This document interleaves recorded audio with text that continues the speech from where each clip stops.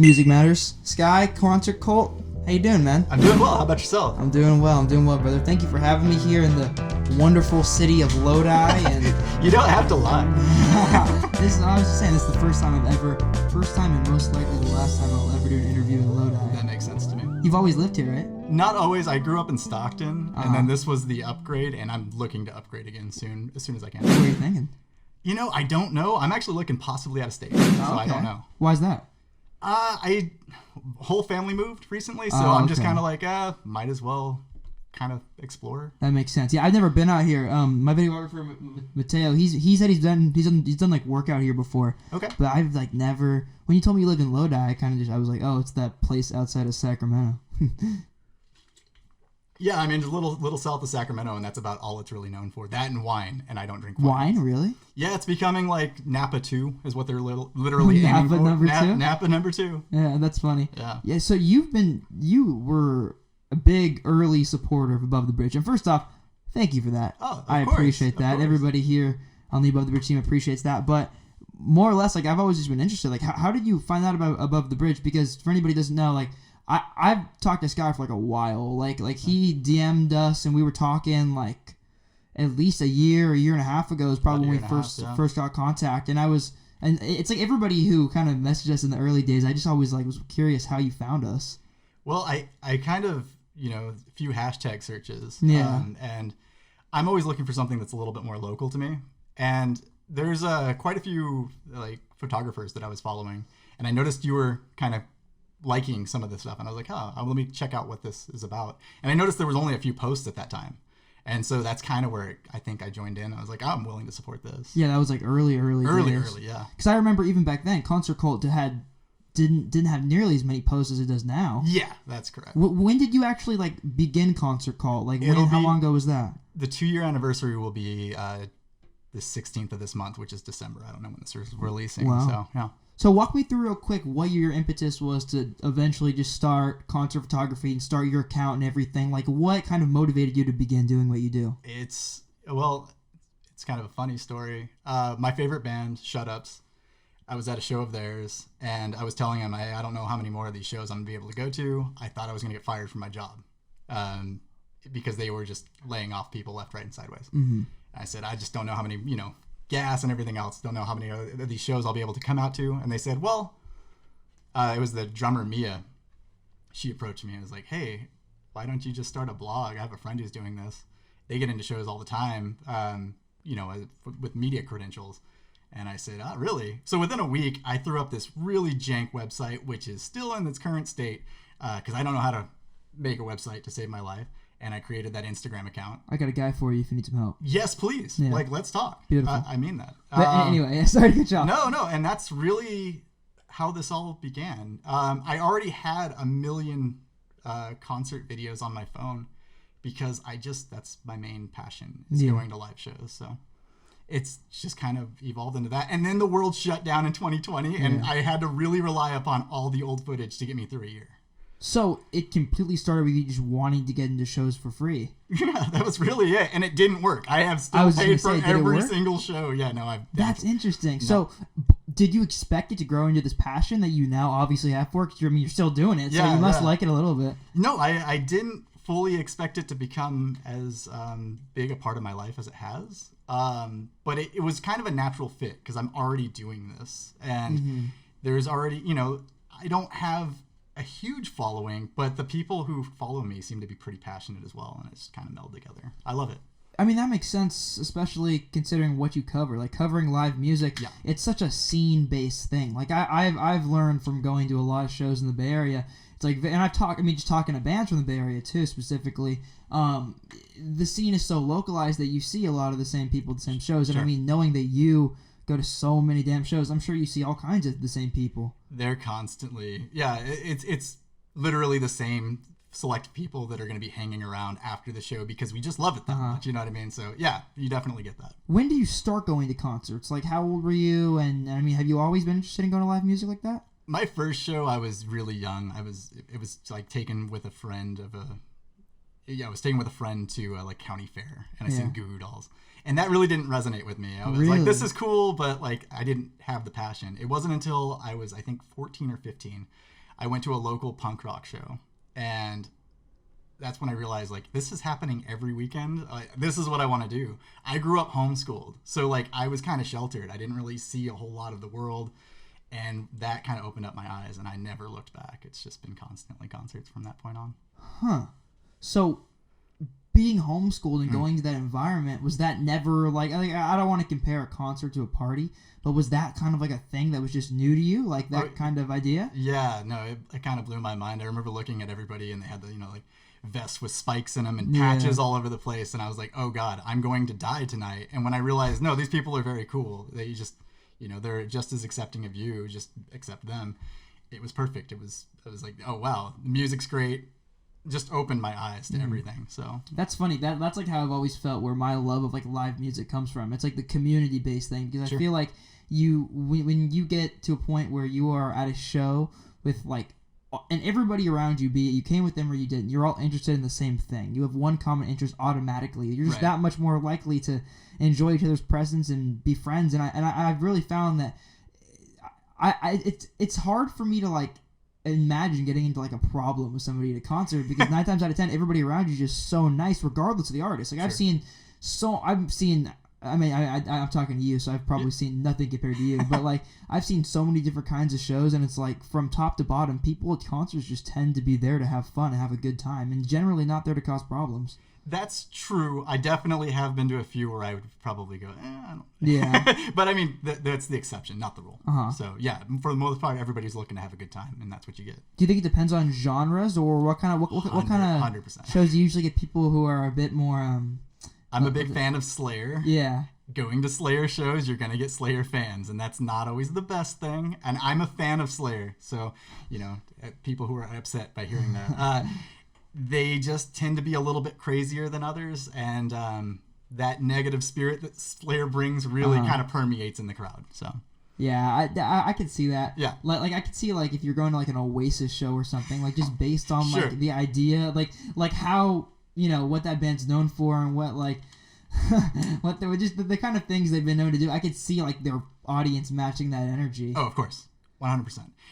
It's not always that though. I won't say it's always the artist. I went to a Tyler the Creator show, and I really expected that show to be fairly chill. It was one of the most chaotic things I've ever been to in my life. Really?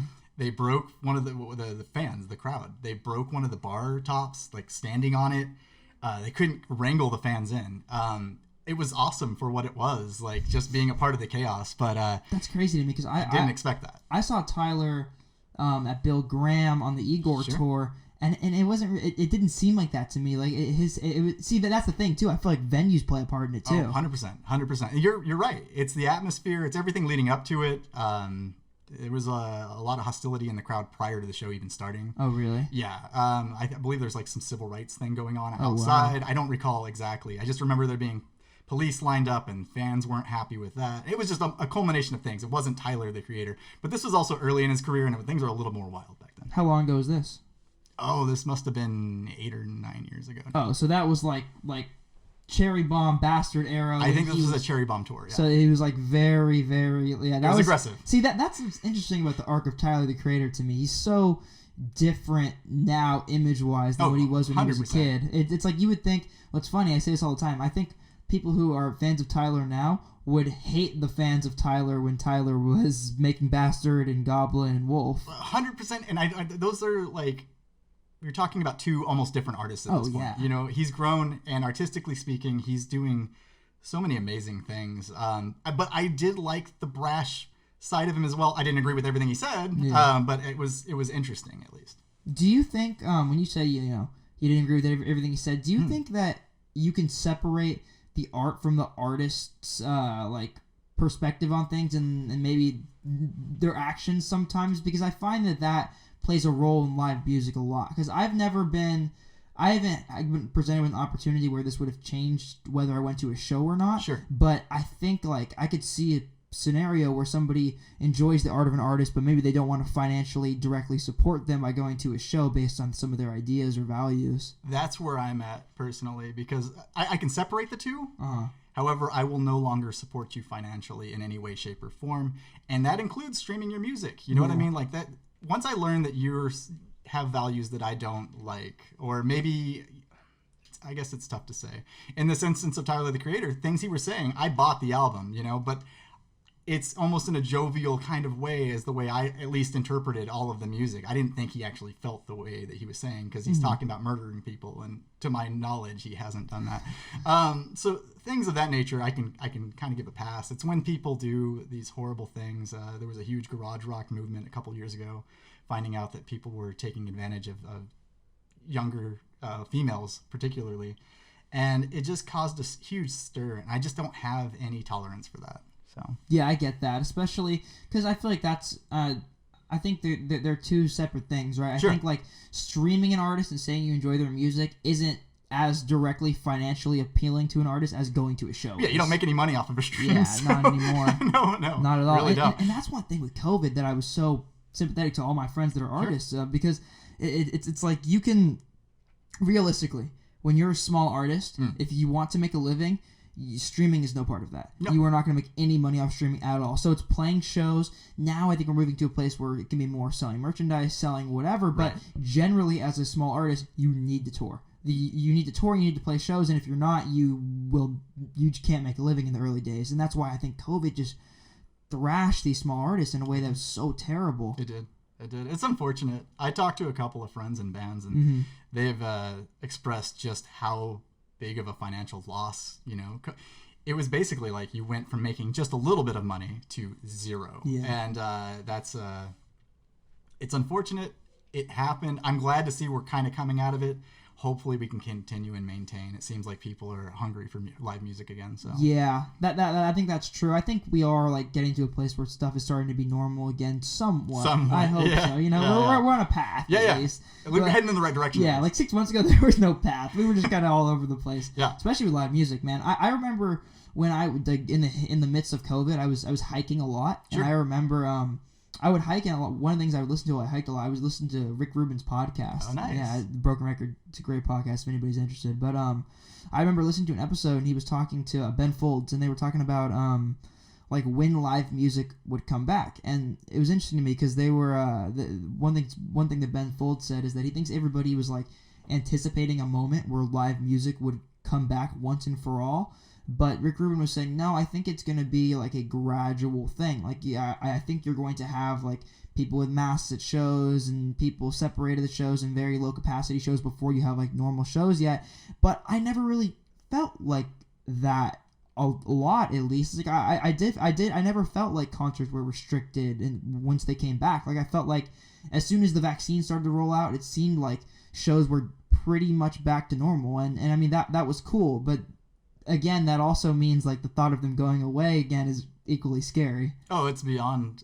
It's my biggest fear. Honestly, I can't stand. That year was very difficult for everybody, and I'm crying over nothing. People lost loved ones, but music is my loved one, right? Yeah. And it was really difficult to not be a part of that for a little bit. And I have seen, it depends on the venue, I've seen, masks in some, we got to show vaccination in some, and I've seen the uprising of people who don't believe in that kind of thing. I just say, get vaccinated, people, please. I just want to keep going to shows. That's how I feel. And I feel like, I mean, even if I didn't feel that way, I would just want to keep going to shows. Yeah. I just want this to keep happening. So. How do you feel about the like the masks in the show thing? Do you think it takes away from it? Because my experience is like I've been to a couple shows where they tried to like do the mask thing, but people just kind of like I felt like everybody just took them off around me, and I was just like I just felt I was like, oh, it's kind of like a futile effort. Like I don't know if you can do it, but then I kept mine on because I was thinking, I was like, damn, like I don't want to contribute to like this being gone again. Oh, 100%. I do everything I can. However, I will say it does take a little bit away from me. If you wear glasses and you have a mask, it tends to fog up, especially if you have a lot of heat generating around you from people.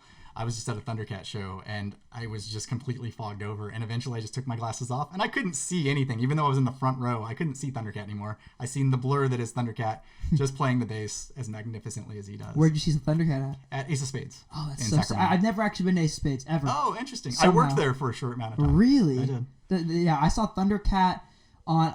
I have this theory. Me and my friend Lance and my friend Steve, we saw Thundercat, and I think it was the day before live music stopped, because we saw him on the It Is What It Is tour at nice. Where we see him? I'm trying to remember. Regency Ballroom is where we saw him in the city. Okay, nice. Yeah, but I'm pretty sure it was the day before live music stopped, and that was I had one of my most memorable concert experiences there. It was nice. Guap Dad was opening. Oh, Yeah. that's a hell of a show. Yeah, it was sick. It was How did awesome. I not go to that? I must know, have had man. another show. Yeah, yeah, probably.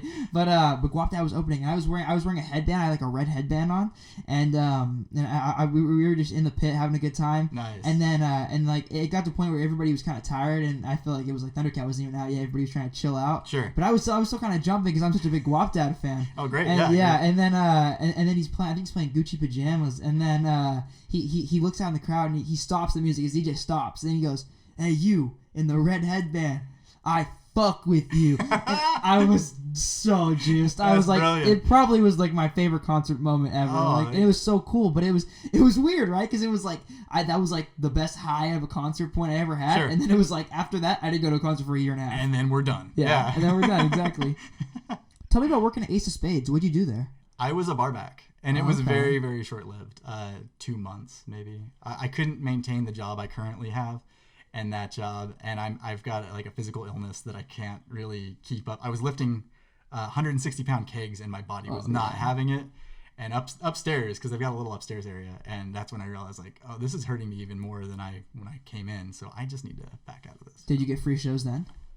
Technically, I could have, but I mean, I already had tickets for all the shows I wanted to go to in the time span that I was there. So I didn't go to any free shows. How long ago was that?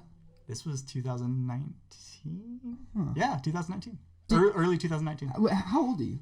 I am 38. Oh, okay. Yeah. So when you were growing up, did you ever consider getting a job at venues, try to get into free shows? Of course. Because I think about that all the time. I'm Yeah. like, damn, I should just go work at like Gilman, or I should just go Sure. work at like the Cornerstone or something. Yeah.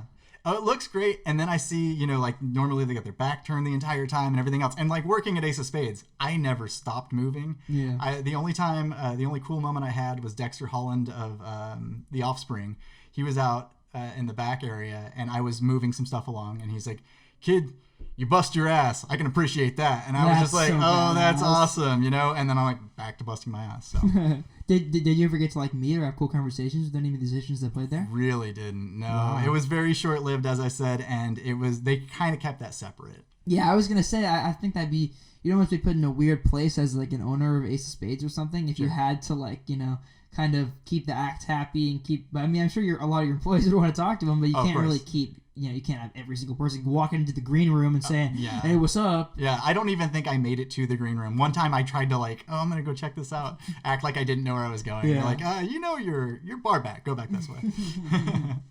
Do they have like an open bar or not open bar? But do they have like a bar on days they don't have shows? Is that what that is? No, it's just strictly a venue. That's But cool. it's a venue that it was the number 3 club in all of California when I was there. I imagine it's still doing well now. I was talking to a friend of mine, Isaiah. Shout out Isaiah about this the other day. It seems like there's like as of late less and less all ages shows. I feel like I'm seeing a lot more 21 plus shows. Maybe it's just in the Bay, but I feel like just in general I'm seeing a lot more 21 plus shows right now. And my theory to that, I think it's probably because these venues who are just strictly venues and don't have bars got hit so hard in COVID that they're afraid or they're either afraid or they can't throw shows anymore due to a lack of money, and the only ones that can are the places with bars because they have a reliable source of income. That's 100%. That's at least my theory. Yeah.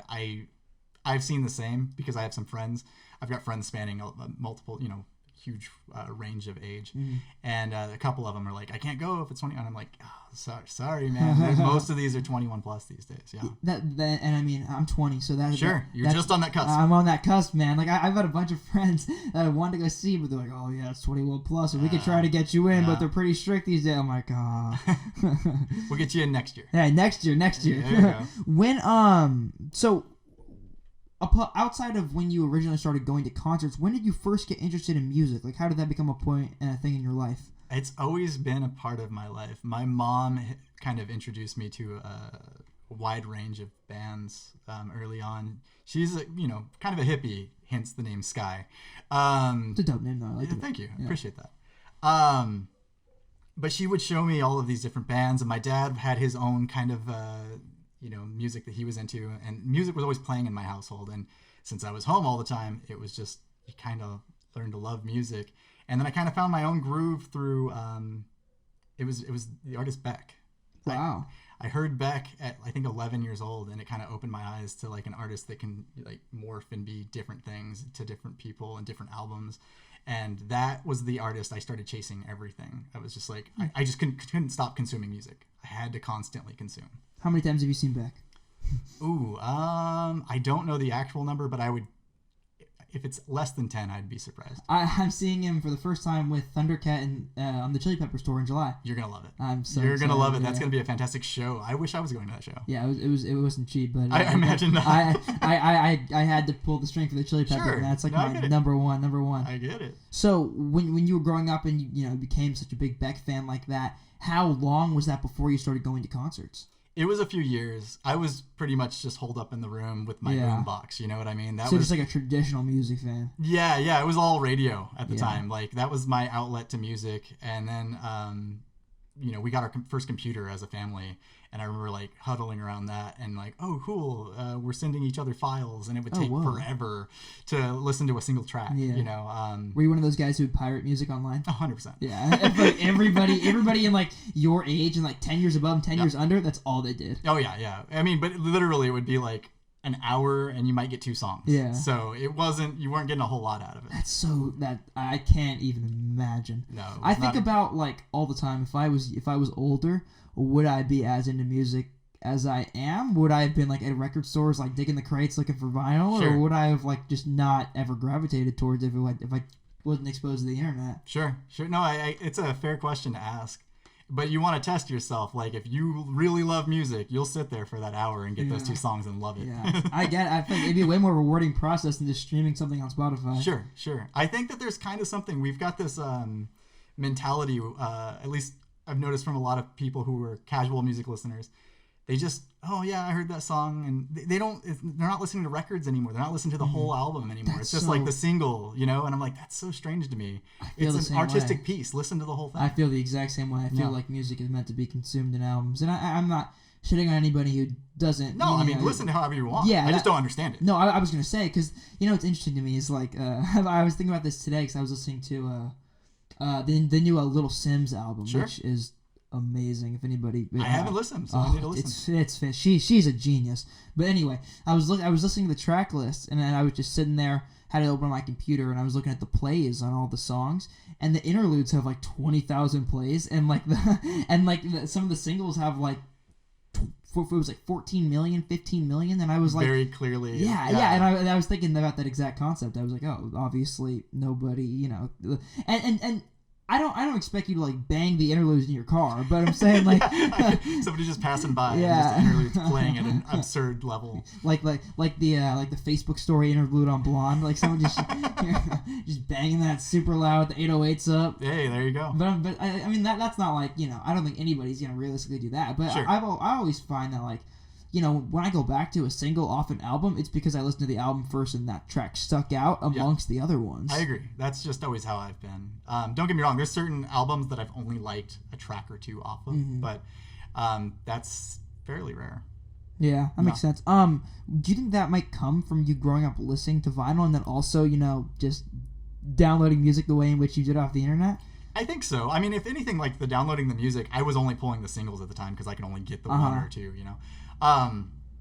But I don't know. I just think I have a passion for it, and that's how I was like listen to the whole album and appreciate it as the work of art that it is. You're not going to look at a painting and go, "Isn't that one corner of it cool?" I was just gonna say that, or I feel like you wouldn't read one chapter of a book. No, in the middle. you can't judge it. Yeah. Yeah. So you need to take it in as a whole, and you can like this chapter more. Yeah. By all means. But that's how I feel. Or you can go back and reread a chapter because sure. you got more out of it. But 100%. Generally, I feel like it's better received than the whole book. Yes. Sometimes I wonder how artists feel about that. I never really asked artists about like how they feel about people consuming singles over albums. I mean, I assume it's probably not at the forefront of their mind, but no. But I mean, I could see that being frustrating. I've asked a couple of bands. Some have told me we really don't care as long as you're listening, right? Yeah. But others are like, no, this is how I wanted it to be listened to. I wanted it from this point to this point. There's a reason for the songs. Well, in that's this what's order. so interesting about like streaming versus vinyl, because on vinyl you're not gonna. It's more or less,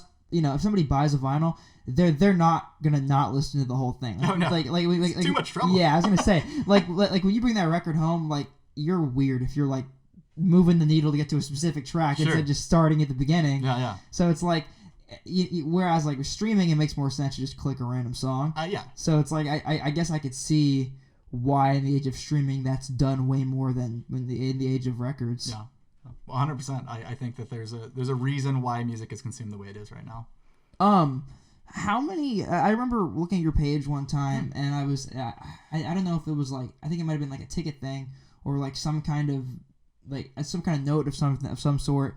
But I remember there was like a number you put of how many shows you've been to. Have you counted like how many shows you've been to? Yeah. I used to have all of the old flyers from the old local shows, and that's how I kept tabs. And I was married a number of years ago, and she disposed of them in a horrible way. But from that point on, I kept every concert ticket. I had the concert tickets then, but I don't have those in particular anymore. I kept the concert tickets, and now like physical tickets aren't really a thing. So that's when the videos really started to kick in, and I have kept track. I know I'm at 513 right now. 513? Correct. Holy shit, man! It's a lot of shows. That is a lot of shows. Yeah. I don't know if I were to guess, I'm definitely like under 100. I'm probably close to 100. Good on you. Most people. That's crazy though. 500. I read somewhere that like the average person in their lifetime goes and sees 13 point something shows. Really? Which is, it seems to me like really low. And maybe it was just a terrible poll. I don't know makes how they sense. got that information. But I've always been known as the concert guy, even when I was going to like 12 shows a year, and I was like, that's just one a month. It's not that big a deal. Like literally, it's just something that, I don't know. Well, I guess like if the average consumer probably goes to like their favorite artist show, Right. So the average consumer might see their favorite artist like twice or 3 times, 4 times maybe in their life, and then it's like outside of that, they probably see like some random shows with friends, maybe one a year. So I could see where 13 would make sense. Yeah, I mean it's possible. Yeah. To me, it doesn't make any damn sense. But yeah. I've done over 13 in a month, and I'm like, that's a ton. Yeah, it's a lot of shows. So when you started, when tickets got more digital and you started using videos, were all these on your phone? And when was that? Yeah, everything, even to this day, is captured on my phone just because I don't have the funds to have quite the setup you guys have here. I love this. Thank you. Appreciate it. Yeah, it's at that point, it was just captured all on my phone. And I didn't have anywhere to upload them. There wasn't like an Instagram or anything like that. Everything was kind of in its infancy when I was just recording it for my own personal viewing. And now that we have social media in such a way, I now utilize it for Concert Cult. And it's my friends were pissed off that all my posts were music related. They can now kiss my ass. If they don't want to follow Concert Cult, that's cool. I don't post about that on my personal account as much. Hey, if you aren't following Concert Cult, you're not a real friend. Oh, thank you so much. So when you started to take those videos on your phone, were you like, just so I'm understanding correctly, they were just there for you. You had no intention of starting anything on social media. Definitely. So it was just solely when you thought you could get into shows for free. Totally true. That makes sense. That's just, just wanted something. I like collecting. You look around my place. You're at my place right now. It's just there's too much shit. There's just this stuff everywhere. It's really cool. Thank you. It's just a lot of stuff. The concert tickets, actually, they're over your right shoulder right there. Oh, wow. So I just like having something, and since we're in a digital age, I was like, well, I might as well at least have a digital marker. And that's what I did. I just kept everything, and I would watch these 1 to 2 minute videos on my phone every once in a while, and I'm like, oh yeah, that was that cool show. And that was it. That was really the only intention.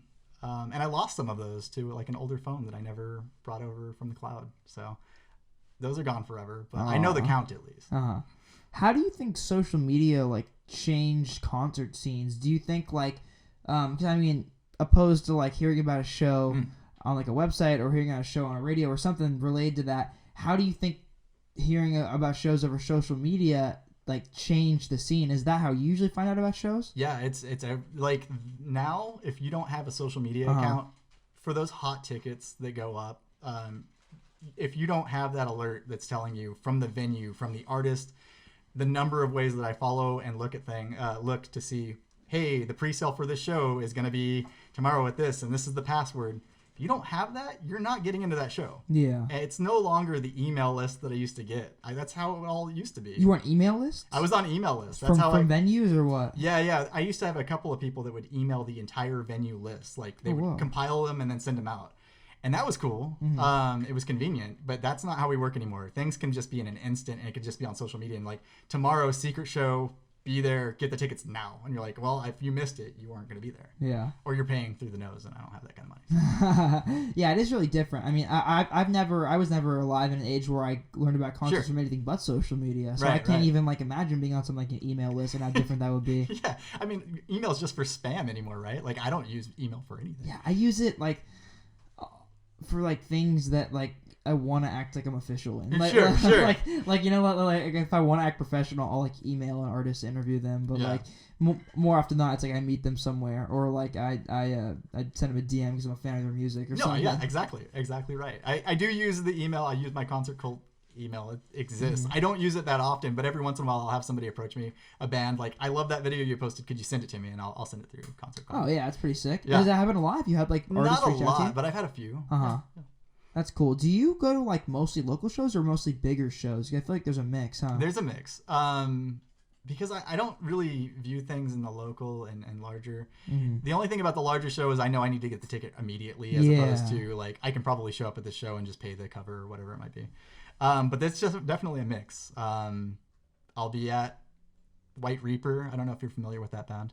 Metallica's doing a takeover of San Francisco this week, and that's the first band they chose to do a takeover at August Hall. Is this because of their cover album, the one they did, where they had all those artists cover their stuff? This is it's partially that. It's also their 40th anniversary. Oh, cool. So this whole week they have 2 shows in San Francisco. Both are being streamed for free.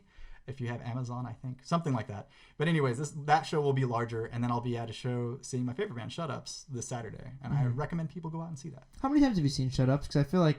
20 plus, easily. How did you first become aware of them? And they're from here, right? Yeah, they're from Oakland. Okay. I seen them open for one of my favorite bands, Diarrhea Planet, at the Starline in Oakland. And I was... Starline is sick. I love that venue. Yeah, I love that venue. And I gotta tell you... I can't say this on camera, but I'll tell you a story about Starline later. Something crazy that happened to me there. But anyway. I'll hit you up about that. Diarrhea Planet, one of my favorite bands. So I go to every show and I go early. So I want to hear every band. I want to know what else is out there. I'm the same way. And I seen them and I was I was all in. I went to every show I seen their name on from that point forward. Oh, wow. And they were in LA last week and it broke my heart I couldn't make it down. Have you ever seen a show down there? Down in LA? Mm-hmm. Yeah, several. Oh, okay. Have you just like gone down to see them, or just to see Shut Ups, or just to see a show in LA? Just to see a show, yes. Oh, that's sick, man. Yeah. Well, what was like the furthest you've traveled for a show? That you think? I think the furthest I've traveled for a show is Vegas. I mean, we're splitting hairs here, but I think Vegas. Huh, cool. Did you So were you always just like a passionate music fan, or did you ever try to make music of the sort or anything like that? I am musically challenged. I can't. Really? Yeah, there's like a guitar sitting over there, and I know how to play a few chords on it, and I keep trying. I'm trying. Just as a recent kind of thing. But I'm not a musician. No, I just have an ear for things that I like what I like, and I also feel like I have that innate sense to go. This band is going to go somewhere, and I kind of gravitate towards them. Huh? Do you think that's why you gravitated towards the journalism lens in Concert Cult? Yep. Absolutely. That makes sense. Would you ever want to expand Concert Cult to a place where you're doing more stuff like that, where you're doing stuff like, something where you're like artist discovery or something like that? I mean, in a dream world, absolutely. Yeah. Like I would love to turn Concert Cult into a destination where it's about music promotion, it's about throwing shows, it's everything related to live music culture, which is where Concert Cult came from. A lot of people get that mix of culture. I just cut the word, and there you go, cult. But yeah, join us. But yeah, I would love for things to happen in that way. Do I foresee them happening anytime soon? Probably not. Yeah. Yeah. And I mean, you're working full time on top of that too. Yeah. It's just I don't have the time to dedicate, unfortunately, and it's also it can be exhausting. I don't know. You guys have quite an elaborate setup here. Appreciate it. But like on the if anybody hears that, you should sub to the Above the Bridge Patreon to help us get a more bigger setup. Sub to this guy. They're brilliant at what they do. And they're doing it. They're getting bigger. Whereas I feel like I'm kind of small-minded. I don't have the foresight to go bigger than I am right now. Well, thank you, man. But I think if you don't have that mindset, I see that in you. I think you can do it. I appreciate that. I do. Yeah. And I mean, but like as what you were saying, the problem always is like financial at the end of the day, and then that is the hardest part of anything. And I feel like starting something. See, I have an advantage a bit because I started this when I was young. Yeah. Whereas I think like you already being a fully functioning working adult, it must be harder. And I remember you posting something one time talking about how like it's been a struggle to sometimes pay for shows. Has that ever been like difficult for you to be able to like fund your love of going to shows? Oh, absolutely. There's been some really tough times there for a bit, especially my early 20s. I mean, shows were just. I could barely afford to pay rent. So let alone going to a show was a treat. And I did it whenever I could, but it was very seldom. Now, I do it when I can again. And I feel like I do it more than most. But it comes and goes, rent raises, things go up in price. Yeah. Concert tickets are way more expensive now, and I try to support every band that I can by like, giving to their GoFundMes or everything else, especially during the time of COVID. But yeah, shows, it comes and goes. Sometimes I can't go to as many as I'd like to. That's interesting. I was talking to my dad about this a couple weeks ago. He was talking about how when he was a kid, he would go see like, cause we're going to go see Roger Waters in a couple months. Oh, fantastic. Yeah, I'm pumped. Yeah. But we were talking about shows and he was like, yeah, I saw Pink Floyd when I was a kid. And I was like, how much did it cost? And he was like, oh, like $12. Yeah, you see those old ticket stubs. I'm like, oh my! And I understand that inflation. That was still probably like $60 back then. But still that's cheap. $60 to see. I mean, I know Roger Waters. I won't sell you out here, but I know it was hundreds of bucks, man. That was insane. Yeah. It was expensive. Yeah. I'm not gonna lie. No, I get it. No, but yeah, that's like I don't know because even with inflation, right? If you think there's no way $12 is equal to like the price that I paid to go see Roger Waters. No. There's no way. No. And I start to wonder, like, why are shows so much more expensive now than they used to be? It can't solely be rooted in greed. It can't be. Part of it's production, I think. You look at a lot of those older shows and you're looking at just literally a curtain that gets raised and there's just lights on them that are usually attached to the venue already. Yeah. Now you've got these crazy, like, screens and there's pyrotechnics involved in some of these shows and there's a lot that goes into them. You're paying for other artists. There's the bigger bills I've noticed. So I think that's part of it. I don't know. Do you remember a time where shows were a lot more simple than they are now in terms of the lighting and the stagecraft? Like, have you noticed a trend where as you've gotten older and started going to, just had more experience going to shows, have they gotten progressively more elaborate? Yeah. Oh, absolutely. Everybody's trying to outdo each other. They want to be that top bill. Look, we were just talking about Tyler earlier. Right? Yeah. And the fire. It's insane now. Like, I have a ticket for him next year, and that ticket was exponentially more than it was just 8 years ago. Granted, that's the better part of a decade, but a lot more money. And I know the show is going to be insane. I know the production value is going to be there. It's also in a stadium, I miss those tickets. Oh, man. Yeah. I might be able to give one to you. Give one? Yeah. We'll see. Well, I can't guarantee. One. Let me pay you. No. If I can make it work, I'll just hand it to you. Well, I'm gonna sneak some money to you some way because I'm not taking Tyler taking. I don't know that I can go is what it comes down to. Oh really? Yeah, so it'll just be one singular, and I do a lot of shows solo. I was actually gonna ask you about that. Like going to show solo, is that something you had to learn to do, or have you always done that? Like how did that come about? It was a lot of. I'm an anxious human being. Even you guys just pulling up here, I was like pacing around, like, oh my god, you know what I mean? But I'm an anxious human being, and at first it was terrifying. I didn't want to do it. Like, it's a great hobby. It's a passion of mine, but I always had somebody there with me to where at least in the in-between time you can share a thought or two. Mm-hmm. And then I just realized, like, not everybody wants to see the music you want to see. And you want to do this more than they do. So you're just going to go or you're not. And so I just started just going for it. And then I realized it's not that different. It's not too abnormal. If anything, I feel like more prone to, like, speaking to others and getting to know other people, which is not my forte. That's really interesting because I feel like I can relate to that a lot because there's been so many times where I've wanted to go to a show to listen to an artist that I like, but I don't really have any friends that are into the same artist, and I've been like, okay, I'm not gonna go by myself. I've never been to a show by myself. I've never done it, but I think as we've gotten concerts back, I've wanted to go so much more that like I've been really close a couple times since the pandemic, and I know I'm gonna end up doing it eventually, but I think. Like going to shows, even as of late, I've been talking to people more. Like I've been really like, and I think a lot of that honestly is because I've been trying to push Above the Bridge via word of mouth a lot. But and just talking to people and like, et cetera, et cetera. But I feel like I meet so many cool people at shows, and I feel like that fact has almost become subconscious to me. So I don't feel super worried to like go to shows alone anymore. So I know I'll end up doing it eventually. But I relate to you in the sense that I'm anxiety ridden in that way because shows can be an intimidating environment for by yourself. Oh, of course. Everything can until you realize once you do it, and most people don't know whether or not you're with somebody or not. It's just all internal. Mm-hmm. And once you can get out of your head and realize, oh, I'm able to enjoy the show, and you get the comfort of there's those times where, oh, I want to go to this other spot, but I'm with somebody and I don't want to enter it. Like they're in a good spot, I'm not. True. We'll just keep. I go where I want to when I'm on my own, and I move when I need to, and if I want to go use the restroom or I want to do something else, I do it, and I'll fight my way back to the front. I don't have any problem with it, so there's benefits to going solo.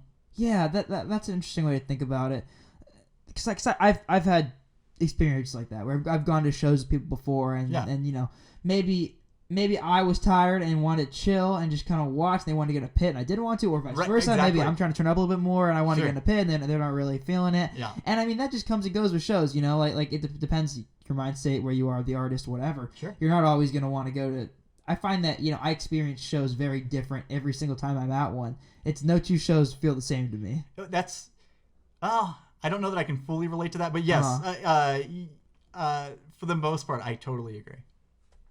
Do you remember a time where you like went to a show by yourself and then regretted going by yourself, or like had the sense that like you wish other people were there? Because that's something that I worry about sometimes if I start going to concerts by myself. It happens. Yeah, it does. Yeah, there's those moments where you're just like, I know somebody who would have enjoyed this, and I want to be able to look at them, and you want to share the moment, right? Yeah, like there's those moments. Just the Thundercat show. Thundercat asked to see pictures of everybody's cats. Something he does at some of the shows. He did at the show I saw too. So I pull out a phone. I don't have any cats because I can't have any here. But my good friend Jill, I was watching her cats, and I pulled up a cat picture, and he's like, "Oh, those are cute cats," and I was like, "She should have been here for that." You know, like just one of those. It's a random moment, but like, yeah, I wish she was there for that. Yeah, that makes sense. Man. Yeah, and it's tough though. You know, like I feel like as I get older and as I kind of begin to go to even more concerts than I go to right now, it's going to inevitably get to a place where I can't go to every show with somebody. No. You're going to eventually hit that wall like I did, where you say, I'm either going to do this or not. Yeah. That's a good point. And I've thought about that sometimes too. When even I've been at a show, you know, I've been at shows before and it's like, I'm either going to, like I think I've been like for example, I saw Playboy Cardi a couple weeks ago. Nice. And yeah, it was a lot of fun. But I was like in a mindset. I just wasn't in that good of a mood when I went to the show. Sure. And I was kind of in line, and I'm like, I'm not really feeling to go to a show tonight. And then I was like, I don't really want to be here. But then I was just like, you know what? I'm either going to enjoy the moment and have a good time, or I'm gonna look back and wish I was in a better mood. So I better make myself in a better mood right now. Yes, I have to do that often. Yeah. Honestly, there's a lot of times I don't want to drive to the Bay Area. I don't want to go through all the hoops that I don't want to park. I don't want to do all this stuff. you got to put yourself in the mindset, and then it's much more enjoyable, you know. I get it. What's the point? Why go if you're going to have a miserable time? Yeah, sometimes I wish I could just like appear at a venue and be there. You know what I mean? Like everybody, you know, what's your superpower? I want teleportation because I don't like the travel. Every venue in the Bay Area. Oh, it's so rough. Especially dude. I hate driving home from concerts. Oh, well, honestly, it's the reverse for me. Really? I'm so worried about getting there on time and then finding a parking spot. On the way home, I'm just like, I don't want to. I'm tired and everything, but it's less traffic. I'm chill. I made it there. I seen the show. If I die on the way home, that's all I always say. You know, I just don't want to die on the way there. That makes sense. Have you ever missed a show? Like, have you ever like left too late and missed a show? I have. Oh, that would suck. Yeah, it's rough. It's fairly rare with the track record, but it's happened a couple of times for sure. That makes sense. Do you like have you learned things about getting to shows like over the years, like what to do, what not to do, what to bring, what not to bring? Because I feel like as I've started going to concerts, like for example festivals, I remember my first festival. Yeah. I didn't like bring any water, and I was like thrashed, and then I was like, okay, that's never gonna happen again. Yeah. Every festival I've been to since then. That was like 3-4 years ago. Every festival I've been to since then, I'm always ready with the Camelback. That's the way. Okay. Camelback's the move. You're a step up from mine. I just have like the refillable water bottles because most of them have the stations now. You know. But yeah, you kind of learn things as you go. I still am learning things, but like I have venues that there's a particular spot. Okay, I know to park here. I know to approach from this entry point. I know where to stand. Even if you show up late, you're gonna have good viewpoints. That just comes with time. Yeah, makes sense. Outside of directly like the concert photography stuff, I know on your account you do some of that mixtape Monday type stuff where you're like sharing some new music that you've been listening to recently. Is that a part of your brand and your page that you want to build out in the future? Yeah, I mean, no offense, I don't like the term brand. I mean, it's just concert cult's just the thing I do, right? Like it's not who I am, but. Yeah, Music Mixtape Monday is actually something I did for friends on my personal account, and I just carried it over. Oh, so you just posted on your personal account? I would just do that, and it is a pain in the ass, dude. I don't know if you've ever tried to do something like that, because Instagram doesn't like you like posting video or song after song after song. Yeah. It just takes forever, and then it's basically like taking me back to the days. It's passion above all else, right? Yeah. Because it takes me back to the Napster days of sitting there for a half hour for a song. It's not quite that long, thankfully, but we've all grown more impatient over time. We want everything now. So I'm trying to get everything loaded. It takes me about an hour and a half to 2 hours to load like each mixtape on there. Yeah. I guess that makes sense. It's stupid. But I enjoy it when I get the couple of people who come back. Like yesterday, a couple of bands that I really respect were like, thank you for doing this. And, you know, follow you, that kind of thing. It's always rewarding. Do you find that because you're going to so many shows and seeing so many different artists that they reach out to you a lot? I don't know if they reach out to me a lot, but it's more than prior, for sure. Some I don't look at the follower count. They're like, oh, Concert Gold, that sounds like a thing. Yeah. And so they're always more prone to be more interactive with me, it seems like, than just me, the fan, on my own personal accounts. Yeah, that makes sense. Were you doing like any concert photography stuff on your normal account before Concert Call? Yeah, it was all there. A lot of the videos that have been during the COVID time that I was just kind of filling space were all just carryover from my personal account. Oh, that's cool. Yeah, I just out of necessity, honestly. Yeah. But that's it was all there, and now there's basically nothing on my personal account because I just go to concerts. One of the coming out of the pandemic, one thing that I was really sad for me was watching like a lot of the historic local Bay Area venues have so much trouble staying open, and I'm sure it was the same up here for you in Sacramento and the Lodi region. Yeah, that was hard to watch, man. Some of the old historic venues that have just been around forever and having so much trouble. It was breaking my heart. I remember Starline was one of the first to announce. I'm glad they pulled it back together and they were able to keep it going. But Starline was one I was like, no, several in Sacramento, San Francisco. San Francisco, for the most part, stayed intact, but there were a few smaller venues that I was like, no, why? Bottom of the Hill was one that struggled a lot in the city. It did. I donated.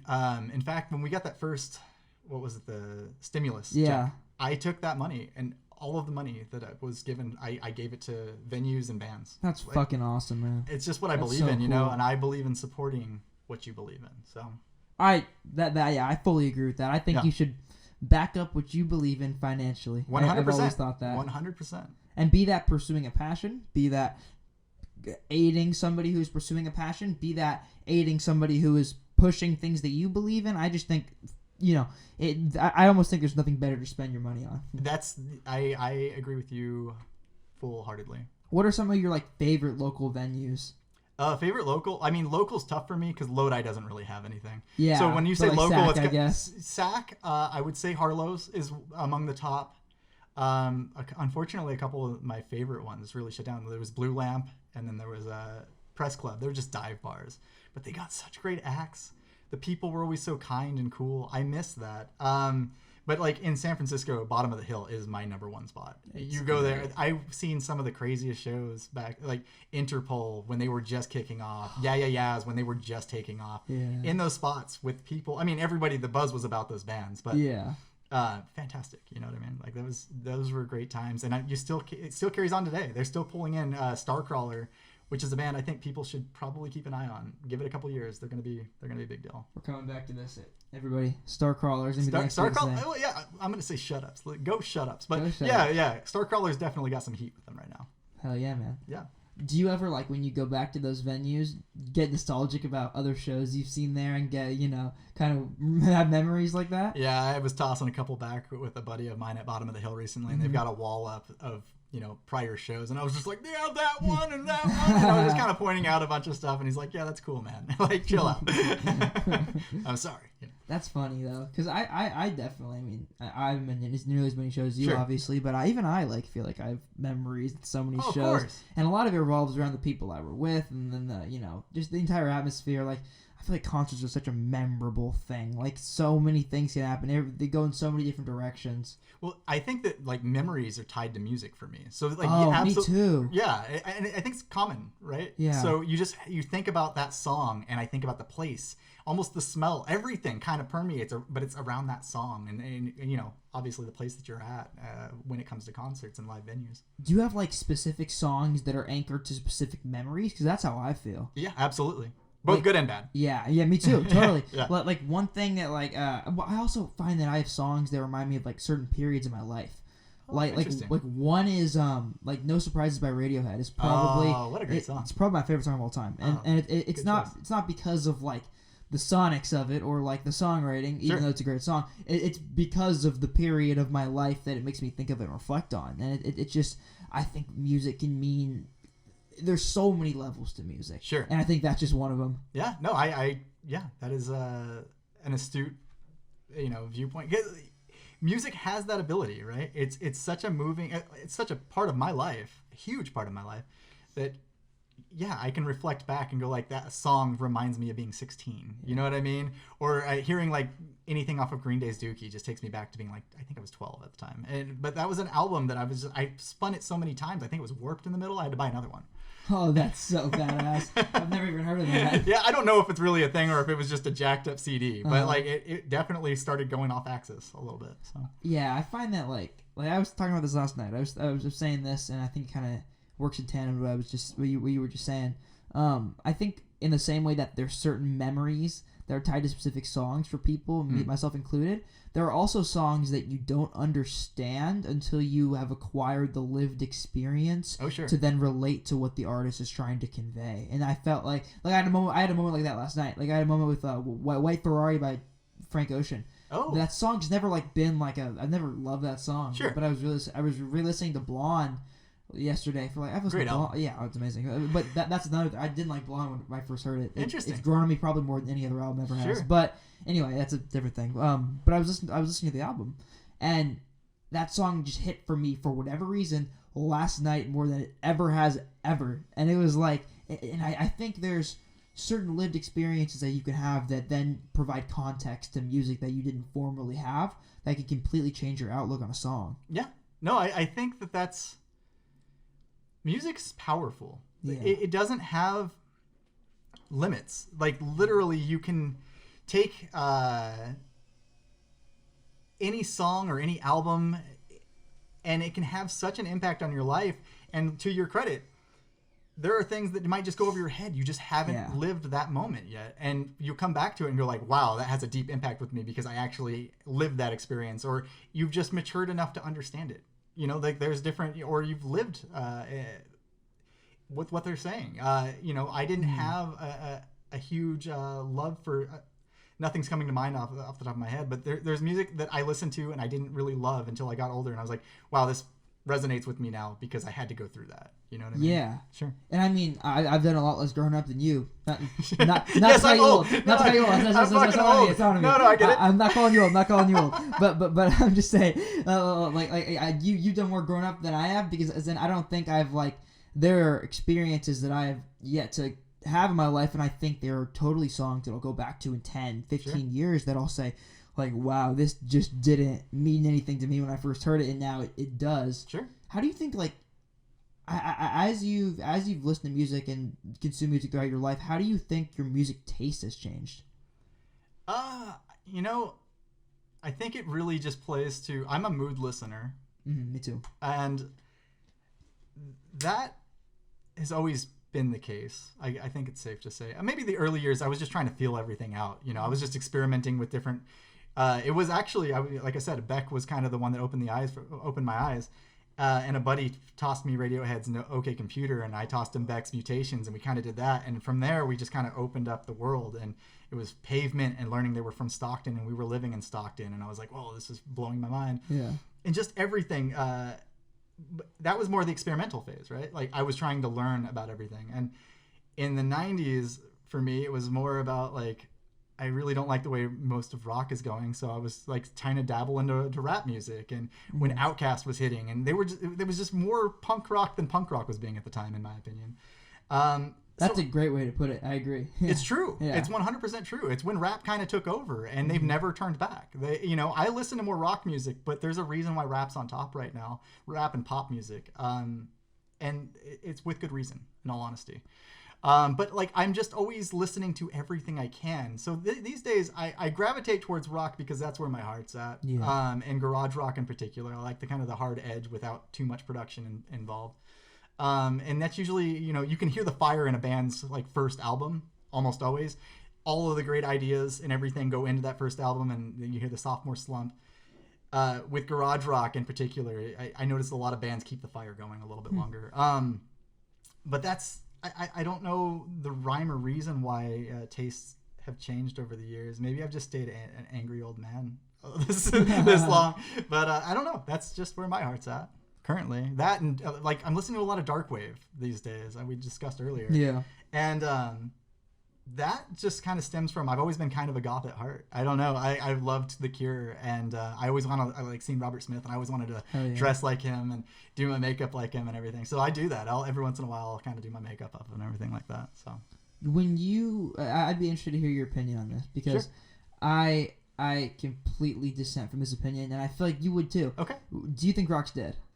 No, rock's not dead. You're just not looking for it. That's my exact answer. Thank you. Yeah, no, it's not dead. If it was dead, I would have no life, honestly. I do go to rap shows and I go to hip hop shows. I'll go EDM occasionally. That's a different beast entirely. I'm new to that. Yeah. But rock is not dead. You just literally have to seek it out. Because I go to these clubs and they're packed. Not all of them. I feel. But, you go out there, there's a strong core group of people, and rock always goes through this. It needs that resurgence. It's every genre does. That's music. True.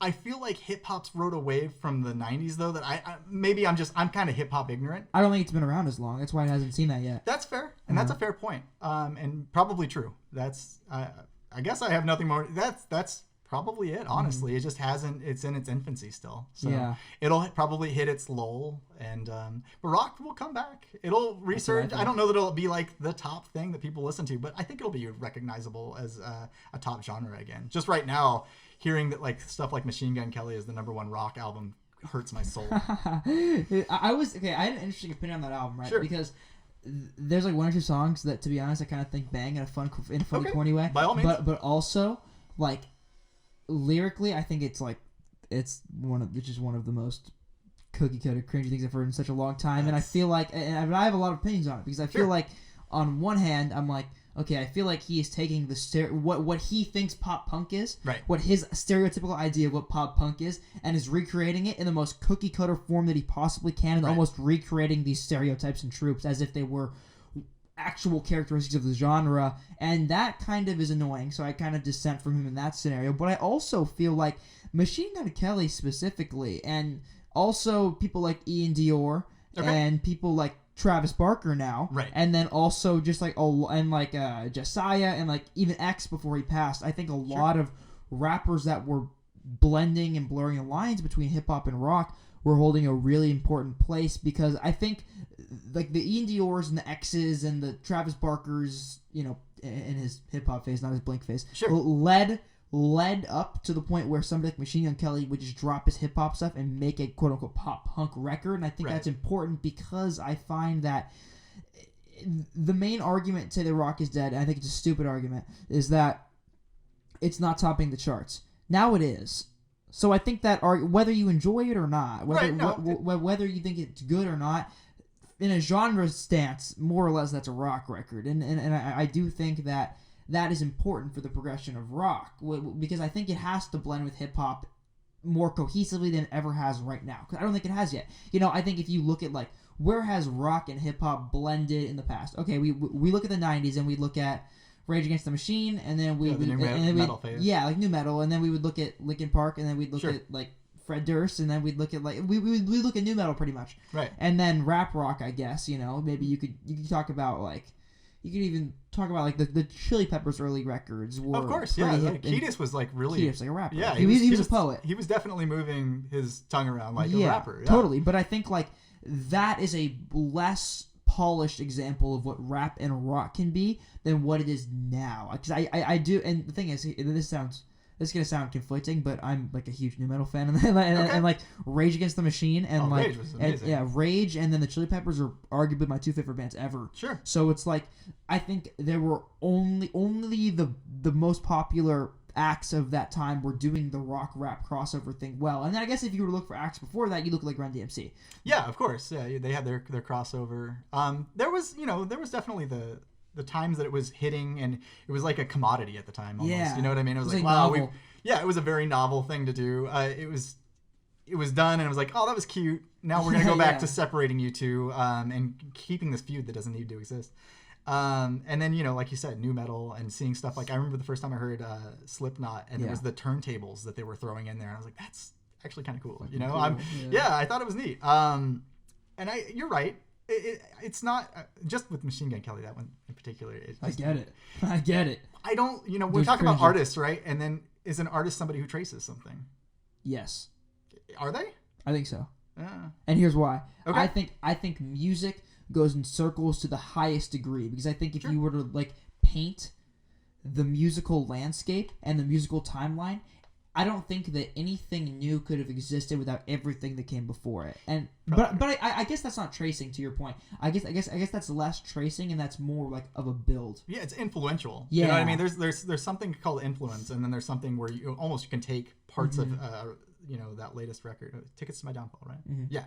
And I know that Barker's on it, and Barker's producing a ton of stuff right now. That guy is making so much money. So much money, yeah. On top of all his Blink money. Yeah, he's not hurting. Oh yeah, he's going to any show he wants to, right? Yeah, literally. Yeah, he's not having a problem paying for shows. No, he's doing okay.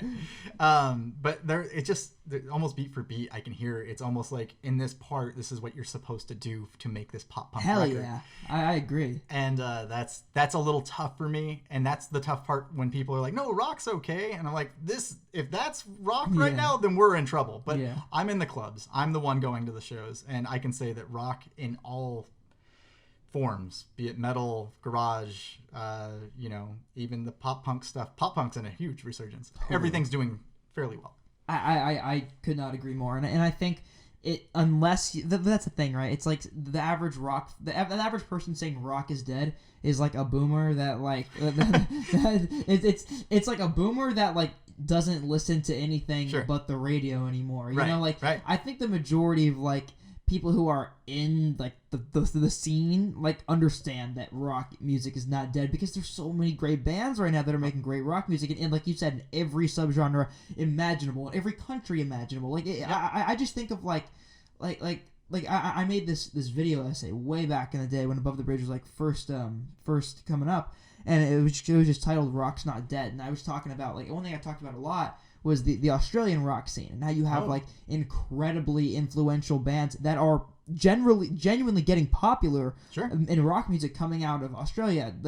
Ask Pond, ask Tame Impala, ask King Gizzard and the Lizard Wizard, ask Big Thief. You have all these bands out of Australia. Australia has a much more, I think, balanced rock scene than America does. In America, the majority of rock is a little bit harder to find in the charts, but it's not even unexistent in the charts, man. No, it's still there. Yeah, it's definitely still there. But the thing about the charts that's really odd now is like literally you can like sell 7,000 records and make it. Yeah, I know. Isn't that weird? It's a bizarro world. Yeah. The streaming thing has changed things. I wish we could get away from it, if I'm being quite honest. Because you got, these industry big cats that are making all of the money, and the bands, unless you're like one of those that has 3 million people listening to you monthly, you're not making any money off of that. Even then, it's you're not really making anything off. You're streams. not making what you were back in the day when you had a record contract, and you can literally just, like the Beatles, they didn't tour for the last half of their career. Yeah. They didn't need to. They made record sales. They were fine. Well, I think about it this way, right? If you have, let's say you have 50,000 monthly listeners on Spotify. Sure. We'll call 5,000 of those fans. I think that's probably a decent ratio, right? Yeah. We'll call 5,000 of those fans. If 5,000 people buy your album, you're a professional musician, okay? 100%. If 5,000 people stream your album, you are making $60. If that. Yeah, and that's I think it's what's the Spotify conversion rate? It's like 1,000 plays it's like $1.30 or something. It's something sad. It's a joke. It's beyond sad. It makes you want to stop using Spotify. Buy records, people. See, that's why I don't feel bad about not using Tidal. I think it's because I buy records. But it's like, if I don't know, man. Like it sucks. I wish. It's great for discovery, right? Like, I do have it. I'm listening to bands I never would. Yeah, because me too. Back in the day, it was difficult. Like, if your friend didn't tell you about them, or you had the means to just go down into your local record shop and pick it up. Okay, and then there was the stealing files, but then you only had so much time, so you stole the music you wanted. Now somebody tells me about something, and I was like, I want to check that out, and I will. And I listen to every suggestion that's sent my way. Really? Everything.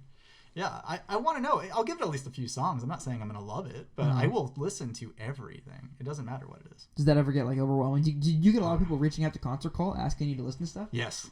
Because I'm going to be honest with you. I anybody watching this, if you have submitted something above the bridge ever, I love you and I appreciate the shit out of you, and I mean that. I mean that from the bottom of my heart. But for us to listen to all the submissions we get is purely impossible, I would imagine. Or for us to maybe we could listen to them all, but for us to review them all or even like write about them all is just it's not possible. This is gonna grow into a huge empire, and I just gonna hope have people. so, oh yeah, there you go. You're gonna have a warehouse that's gonna be above the bridge. And hey, I'm okay with that. Because if we get to that point, then we can have a staff of people where we're just listening to music. Setting up shows inside of that. That's what I'm saying. We want to put on as many small artists as we possibly can. There you go. No, it is definitely a thing where I've got. Every day I can probably look and there's somebody who's messaging me and, hey, could you write a review? I don't even write that many reviews these days. And I'd like to get back to that. I'm not a great writer, but I do write, and I write well, I suppose. But there's always somebody wanting me, and I'll listen to their music. And if it's something I like, I'll keep listening to it. But as far as like soliciting for a review, I'm never going to do it. Yeah. Yeah. Do you like writing as much as you like taking pictures and stuff like that? It depends on my mood. I guess I'm all moods. But yeah, if I'm feeling like I need to get my words out I will throw things on a page. But most of my writing these days it's not even concert focused. So yeah, it's not even music focused. No, that makes sense. Yeah, it's just a kind of personal kind of I get so much out of writing by myself, man. Just writing about my experiences and my thoughts. Sure. I have a good friend of mine, Richard. Shout out Richard. Hey Richard. Hey Richard. We call him Soup Man sometimes. Soup Man. He shoots music videos, and this last video he shot, he wore a suit the whole time. And the joke was that there was like this text thread in the music video, and it was like some person making fun of him, and he was like, "Damn, Soup Man." Anyway, okay, where was I going with that? I don't know. I was Richard to suit. I was talking to him about writing, and I was talking to him I was like, I don't know why writing is so cathartic for me and helps me so much. And then he was like, well, it's because when you have a bunch of thoughts around a certain topic in your head, they have no context or timeline.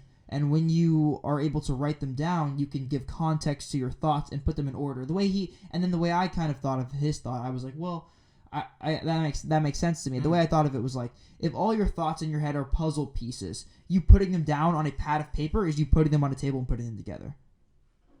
Yeah, that's actually a brilliant way of looking at it. I have never really given it much thought, in all honesty, but that makes a lot of sense. Yeah. Like, there's a release of energy for me.